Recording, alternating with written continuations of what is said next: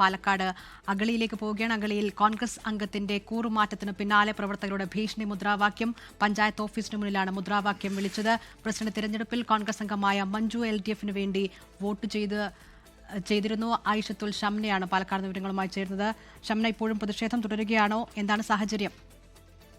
പിന്നെ ഇപ്പോൾ പ്രതിഷേധം ഏതാണ്ട് അയഞ്ഞിട്ടുണ്ട്. പക്ഷേ കോൺഗ്രസ് പ്രവർത്തകരുടെ ആ ഒരു അരിശം അത് തീർന്നിട്ടില്ല എന്ന് വേണം പറയാൻ. കാരണം അവസാന നിമിഷമാണ് മഞ്ജു ഇത്തരത്തിൽ കൂറുമാറിയത്. നിലവിൽ ഈ മഞ്ജുവിനെ പ്രസിഡന്റാക്കി LDF ഭരണം പിടിച്ചെടുക്കുകയായിരുന്നു. ഇതോടുകൂടി വലിയ അമർഷമാണ് കോൺഗ്രസ് പ്രവർത്തകരുടെ ഉള്ളിലുണ്ടായിരുന്നത്. കാരണം ഈ അവസാനഘട്ടം വരെ കോൺഗ്രസ് പാർട്ടി ചിഹ്നത്തിൽ മത്സരിച്ച് വിജയിക്കുന്ന ഒരാള് അതിനുശേഷം പിന്നീട് ഇന്ന് തെരഞ്ഞെടുപ്പ് ഘട്ടത്തിൽ വരെ രാവിലെ വരെ അത്തരത്തിലുള്ള ഒരു നീക്കവും ഈ മഞ്ജു സൂചിപ്പിച്ചിരുന്നില്ല. പിന്നീടാണ് പെട്ടെന്ന് ഈ തെരഞ്ഞെടുപ്പ് ഘട്ടത്തിൽ പെട്ടെന്ന് ഒരു കൂറുമാറ്റം ഉണ്ടായത്. ഇതോടുകൂടിയാണ് ഈ LDFന് ഭരണം കിട്ടിയത്. ഈ 20ാം വാർഡിൽ നിന്നാണ് ഈ മഞ്ജു വിജയിച്ച സ്ഥാനാർത്ഥിയായിരുന്നത്. പിന്നാലെയാണ് കോൺഗ്രസ് പ്രവർത്തകരുടെ ഇത്തരത്തിലുള്ള ഒരു ഭീഷണി മുദ്രാവാക്യം, കയ്യും വെട്ടും കാലും വെട്ടും എന്ന തരത്തിലുള്ള മുദ്രാവാക്യം ആയിരുന്നു ഉണ്ടായിരുന്നത്. എന്തായാലും ഇപ്പോൾ അവിടെ മുതിർന്ന പ്രവർത്തകർ ഇടപെട്ട് താൽക്കാലിക പ്രതിഷേധം അവസാനിപ്പിച്ചിട്ടുണ്ട്. പക്ഷെ വരും ദിവസങ്ങളിലും ഇത്തരത്തിലുള്ള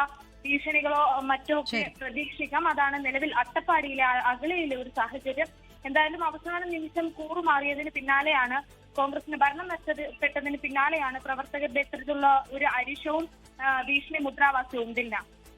ശരി, ഐഷത്തുൽ ഷംനയാണ് പാലക്കാട് വിവരങ്ങൾ നൽകിയത്. കോൺഗ്രസ് സ്ഥാനാർത്ഥിയായി ജയിച്ച മഞ്ജുവാണ് LDF പിന്തുണയോടുകൂടി ഇപ്പോഴവിടെ അഗളിയിൽ പ്രസിഡന്റായിരിക്കുന്നത്. ലോകത്തെവിടെയായാലും ഏത് സമയത്തും 24 വാർത്തകളും ഓഗ്മെന്റഡ് റിയാലിറ്റി പാക്കേജുകളും എക്സ്പ്ലെയിനറുകളും വിശദമായി കാണാൻ ഞങ്ങളുടെ YouTube ചാനൽ നിങ്ങൾക്ക് സബ്സ്ക്രൈബ് ചെയ്യാം.